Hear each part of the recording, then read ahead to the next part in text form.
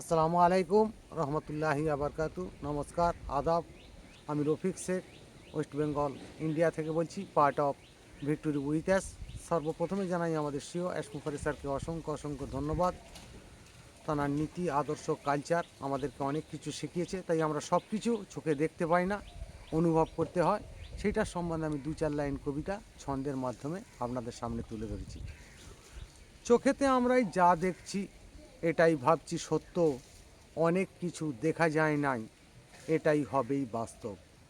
ট্রেনেই যখন চড়বে তুমি, ঘরবাড়ি আর সব ছুটছে, যে যেখানেই আছেই কিন্তু সে সেখানেই থাকছে। ব্রেন তোমার ঘুরছে কিন্তু চোখেতে দেখছো সত্য, নিজের মনেই প্রশ্ন করো, এটাই হয়নি বাস্তব। হাওয়াকে আমরা চোখে দেখিনি, অনুভব আজ করেছি, চোখ আমাদের আছেই কিন্তু এটাই নাহি দেখেছি।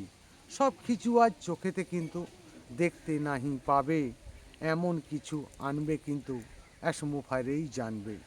জানবে যখন ভাববে তখন গভীর মনে আশা, চোখেতে আমি যা দেখেছি এটাই হবেই ভাষা। স্বপ্ন তুমি চোখে দেখোই, ঘুমিয়ে কিন্তু দেখা, চোখ তোমারই বন্ধ ছিল, দেখেছ অনেক দিশা। মুফারের স্বপ্নগুলো এমনভাবেই আসবে, অন্ধকারের স্বপ্নগুলোই চাঁদের মতোই জ্বলবে। মুফারে ধন্যবাদ। ভিক্টোরি উইথ জিন্দাবাদ। আপনাদের যদি ভালো লেগে থাকে লাইক, কমেন্ট, শেয়ার করুন। ধন্যবাদ।